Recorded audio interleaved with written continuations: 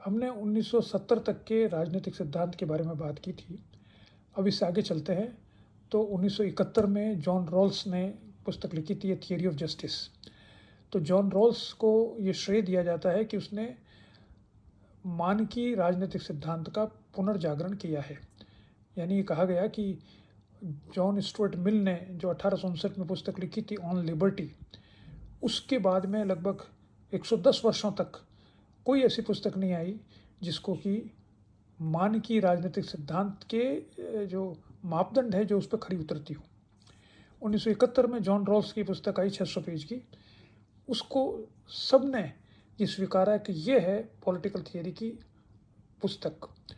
उससे हम सहमत हो असहमत हो, उसकी आलोचना करें वगैरह, वो तो सब करते ही हैं, करना भी चाहिए, लेकिन उसके महत्व को सबने स्वीकार किया कि इससे नए वापस से पुनर्जागरण हुआ है आधुनिक राजनीतिक सिद्धांत का, या आधुनिक भी नहीं, समसामयिक राजनीतिक सिद्धांत का, क्योंकि आधुनिक राजनीतिक सिद्धांत तो मैकियावेली से शुरू करते हैं।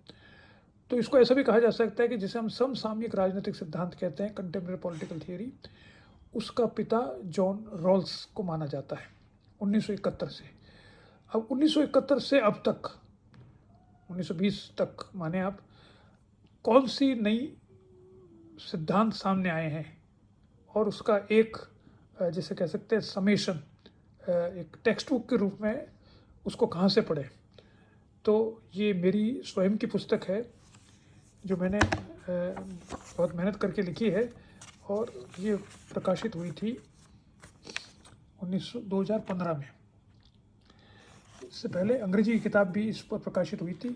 अब कई लोग ये कहते हैं, विद्यार्थी तो नहीं कहते, विद्यार्थी भी कहते हैं, कुछ और लोग भी कहते हैं कि किताब बड़ी क्लिष्ट भाषा है इसमें, और क्लिष्ट भाषा इसलिए है क्योंकि ये अंग्रेजी की पुस्तक का अनुवाद है। तो मैं एक बात स्पष्ट करना चाहता हूँ कि ये अंग्रेजी की पुस्तक जो मेरी है उसका अनुवाद नहीं है, उसमें चैप्टर से अलग है, कुछ चैप्टर अलग अलग हैं, कुछ तो एक ही तरह के होंगे क्योंकि जो सोर्सेज हैं वो तो एक ही है, लेकिन कुछ अलग तरह की है। अब इसकी भाषा क्लिष्ट नहीं है, इसके ये विचार ही क्लिष्ट है, और विचार इसलिए क्लिष्ट हैं क्योंकि 1971 के बाद में जो वोकेबुलरी है राजनीतिक सिद्धांत की वो परिवर्तित हो चुकी है। अब इसमें वो वोकेबुलरी नहीं है जो कि 2000 वर्षों तक चल रही थी, स्वतंत्रता, समानता, न्याय, अधिकार, संप्रभुता, नागरिकता, वो जो परंपरागत रूप से जिन अवधारणाओं के आधार पर रिसर्च की जाती थी वो अब नहीं है। ये सारे कॉन्सेप्ट तो हैं, लेकिन इन सब कॉन्सेप्ट को नए तरीके से, नई अवधारणाओं को ध्यान में रखकर, नए तरह से, और जिसे कह सकते हैं कि नए उपागम के माध्यम से इनको प्रस्तुत किया गया, जिससे कि ये थोड़े मुश्किल नज़र आते हैं क्योंकि इसकी कोई परंपरा नहीं है, इन पर कोई टेक्स्ट बुक नहीं है।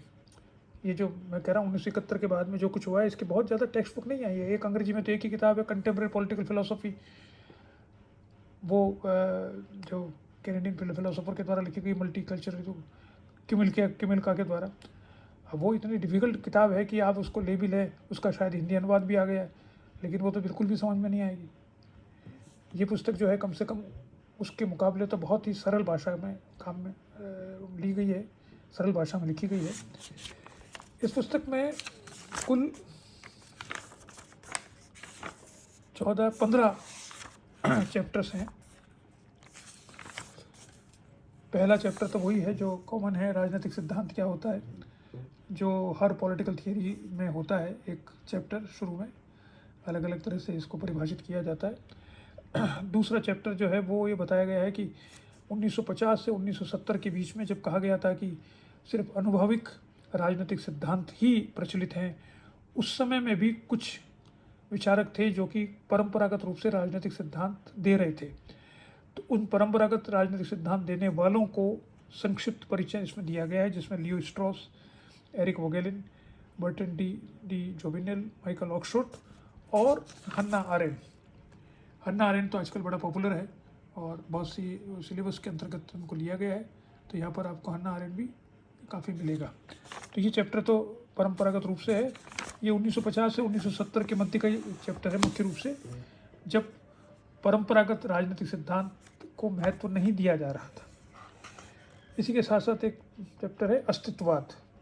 तो अस्तित्ववाद जो है उसमें मैंने जैसे बताया कि अब आजकल तो इसको राजनीतिक सिद्धांत में शामिल नहीं करते हैं, लेकिन जब हम पढ़ते थे और शायद अब भी हो कोर्स के अंदर, वो कंटेम्प्रेरी पॉलिटिकल थियरी में एग्जिस्टेंशलिज्म को भी माना जाता था, अस्तित्ववाद को, एक दार्शनिक पृष्ठभूमि को समझने के लिए। उसके बाद सबसे महत्वपूर्ण चैप्टर है उदार समतावाद, लिबरल इगलिटेरियनिज्म, जो जॉन रॉल्स के विचारों को जो कहा जाता है, क्योंकि उदारवाद के 3 भाग स्वरूप सामने आए। एक है लिबरल इगलिटेरियनिज्म जो कि मेन स्ट्रीम उदारवाद है, दूसरा है कम्युनिटेरियनिज्म समुदायवाद, और तीसरा है लिबर्टेरियनिज्म। अभी तीनों एक क्लेम ये करते हैं हम अलग अलग है, लेकिन मूल रूप से ये उदारवाद के 3 धाराएं हैं, जिसमें सबसे बड़ी धारा उदार समतावाद की है, लिबरल इगलिटेरियनिज्म जो जॉन रॉल्स ने दिया है, और उसके बाद में रोनाल्ड डोरकिन ने भी और ब्रायन बेरी, इन दोनों ने इसको आगे बढ़ाने का प्रयास किया है। बाद में फिलिप पेटिट भी आते हैं, वो भी इसको आगे बढ़ाते हैं, हालांकि इसमें फिलिप पेटिट के बारे में बात नहीं की गई है ज़्यादा। दूसरा 5वां चैप्टर है समुदायवाद। समुदायवाद 1990 के दशक में बहुत ही प्रमुखता से सामने आया था, और इसके विचारक बहुत से हैं जिनका नाम आप सुनते रहते हो। चार्ल्स टेलर है, माइकल सैंडल है, माइकल वॉल्जर है, ये लोग उदार समुदायवादी है। और समुदायवाद ने जो प्रश्न उठाए थे उसको बाद में उदारवाद, जो समता उदारवाद है, उन्होंने अपने में उनका समाधान थोड़ा सा प्रस्तुत किया, इसलिए समुदायवाद अपने आप में अलग अस्तित्व बनाए रखना इसको मुश्किल हो गया है।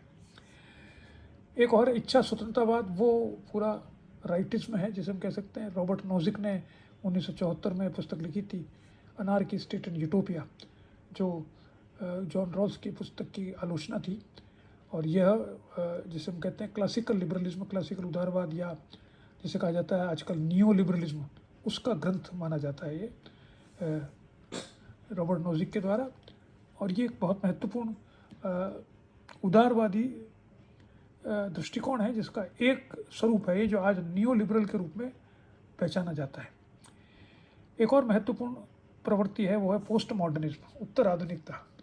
ये बहुत महत्वपूर्ण इस अर्थ में है कि ये सभी जगह पर आज कल इसका बोलबाला है, चाहे दर्शन हो, चाहे समाजशास्त्र हो, चाहे अर्थशास्त्र हो, चाहे इतिहास हो, चाहे राजनीति विज्ञान हो। तो ये होता क्या है उत्तर आधुनिकवाद, और उत्तर आधुनिकवाद को स्पष्ट करके हम ये देख सकते हैं कि इसमें राजनीतिक सिद्धांत का निर्माण कैसे होगा। ये 1960-70 के दशक में आरंभ होता है, और बाद में धीरे धीरे ये बहुत महत्वपूर्ण बन जाता है 21वीं शताब्दी के आते आते। हालांकि अब जो है उसके अंत की बात भी की जाने लगी है। फिर है बहुसंस्कृतिवाद। आप जानते हैं बिल किमिल का इसका बहुत बड़ा विचारक है, भीखू पारेख ने भी इसके बारे में बात की है, और आजकल इस पर बड़ा विवाद हो रहा है कि बहुसंस्कृतिवाद, क्योंकि ये इमिग्रेशन से जुड़ी हुई समस्या है। तो जो राइटिज्म है सब जगह पर, पूरे देश में, पूरे विश्व में, जैसे डोनाल्ड ट्रंप है, या अभी फ्रांस में जैसे झगड़ा चल रहा है इस बात पर, या जर्मनी में बहुत वर्षों तक शासन रहा इनका, तो वो राइटिज्म जो है वो इमिग्रेशन को एक समस्या मानने लगे, और वो इस बहुसंस्कृतिवाद के विरोध में सैमुअल हंटिंगटन ने इसके बारे में बात की है, फ्रांसिस फुकुयामा इसकी आलोचना करता है वगैरह। फिर है नारीवाद, फेमिनिज्म या जेंडर, आजकल इसको जेंडर स्टडीज़ भी कहते हैं, मैंने पुराना शब्द काम में लिया है नारीवाद। और ये एक आज के समय में एक बहुत महत्वपूर्ण दृष्टिकोण है राजनीतिक को समझने का और राजनीतिक सिद्धांत को समझने का। तो इसको विस्तार से मैंने बताया है कि ये नारीवाद एक राजनीतिक अवधारणा कैसे बनती है, और इसके क्या क्या इसके स्टेजेस रही है जिस पर ये आगे आगे बढ़ी है, और कौन कौन से महत्वपूर्ण विचारक हैं जिन्होंने इसमें अपना अवदान दिया है। इसके बाद है कि इकोलॉजी या ग्रीन थियरी जिसे हम कहते हैं। तो इकोलॉजी क्या होती है, एनवायरनमेंट साइंस क्या होती है, इको फेमिनिज्म क्या होता है, ये परिस्थितिक विज्ञान किसे कहा जाता है, एनवायरमेंटल साइंस। तो ये सारी बातें हमें जानना ज़रूरी है पॉलिटिकल थियरी के रूप में, क्योंकि ग्रीन पॉलिटिकल थियरी भी हालांकि बहुत ज़्यादा महत्व में नहीं है, मेन स्ट्रीम में तो नहीं है, लेकिन तो अभी इसका महत्व है। उसके बाद आता है भूमंडलीकरण, ग्लोबलाइजेशन। अब ग्लोबलाइजेशन तो हम जानते हैं आजकल पिछले 25 वर्षों से हम देख रहे हैं, भारत में 25 वर्षों से भी ज़्यादा हो गया, अब तो 30 वर्षों से देख रहे हैं, और सारी दुनिया में ग्लोबलाइजेशन का बोलबाला है। अब इसके खिलाफ प्रोटेक्शनिज्म भी आ गया है, लेकिन ग्लोबलाइजेशन होता क्या है, इसके आर्थिक, सामाजिक, राजनीतिक पहलू क्या है, ये क्यों आरंभ हुआ, इससे क्या लाभ है और इससे क्या क्या इसकी सीमाएं हैं, इन सब बातों को जानने के लिए ये चैप्टर बहुत महत्वपूर्ण है। इसके बाद में है सिटीजनशिप थियरी।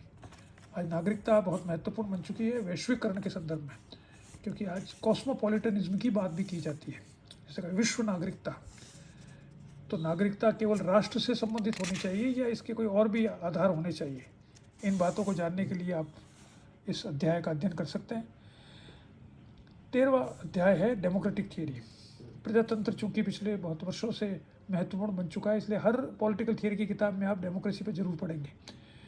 और इसमें हमने डेमोक्रेसी के जो नए स्वरूप सामने आए हैं, जो ट्रेडिशनल डेमोक्रेसी को परिभाषित करते हैं वो नहीं, जो नए स्वरूप सामने आए जैसे विमर्शी प्रजातंत्र, उसके बारे में विस्तार से लिखा है। विमर्शी प्रजातंत्र होता क्या है, यदि प्रजातंत्र का एक पक्ष जो विमर्शी प्रजातंत्र है, इस पर ये पूरा चैप्टर है। तो अधूरा है उस अर्थ में तो प्रजातंत्र के दूसरे स्वरूप के बारे में बात नहीं किया, लेकिन मैंने सोचा था कि ये नया आया है, इसके बारे में सामग्री नहीं है, तो इसको ही विस्तार से इसमें लिखा जाए। 14वां चैप्टर है मार्क्सवादी सिद्धांत। मार्क्सवादी सिद्धांत में हमने जो ऑर्थोडॉक्स मार्क्सिस्ट है उसके बारे में बात की थी, मार्क्स, लेनिन, स्टालिन और माओ तक बात कर सकते हैं। लेकिन उसके अलावा जो अनऑर्थोडॉक्स स्कूल्स हैं, जैसे स्ट्रक्चरल मार्क्सिज्म है, जैसे क्रिटिकल थियरी या फ्रैंकफर्ट स्कूल है, या ओरिजिनल मार्क्सिस्ट जिसे कहा जाता है एंटोनियो ग्राम्शी, विश्लेषी मार्क्सवाद, एनालिटिकल मार्क्सिज्म, ये सब नई अवधारणा है जो पिछले कुछ वर्षों में 1970 के बाद में महत्वपूर्ण बनी है। इसलिए उनका अध्ययन करना ज़रूरी है कि ये मार्क्सवाद में कैसे मॉडिफाई करती है और क्या उसमें कंट्रीब्यूट करती है। और अंत में एक चैप्टर है, कुछ समसामयिक अवधारणाओं को इसमें हमने डिस्कस किया है जो कि पॉलिटिकल थियरी के संदर्भ में काम में आती है। मैंने बताया आपको कि अब वो पॉलिटिकल थियरी की शब्दावली बदल गई है और इसलिए हमें पढ़ने में थोड़ी असुविधा होती है, क्योंकि इसके बारे में ज़्यादा पुस्तकें उपलब्ध नहीं हैं इन नई शब्दावली के बारे में। तो ये नई शब्दावली में आता है सोशल कैपिटल, सामाजिक पूंजी, सभ्यताओं का संघर्ष, विचारधारा का अंत, इतिहास का अंत और नागरिक समाज या सिविल सोसाइटी। तो ये पुस्तक काफ़ी इसमें विस्तार से चीज़ों को लिखा गया है। इसका स्वरूप भी बड़ा है, लगभग 280-70 पेज की किताब है, लेकिन ये क्योंकि इसकी देखिए अब साइज़ बड़ी है इसलिए इसमें मैटर बहुत ज़्यादा है। तो ये 1970 के बाद में 1971 से 2015 में किताब लिखी है, तब तक के राजनीतिक सिद्धांत के मूल जो तत्व है उनके बारे में विस्तार से इसमें लिखा गया है। इसलिए ये पुस्तक भी होनी आपके पास ज़रूरी है। ये तो मेरे पास तो इसका हार्ड बाउंड है, लेकिन पेपर बैक में आपको आसानी से उपलब्ध हो जाएगी सबके पास, और इसको लेनी चाहिए।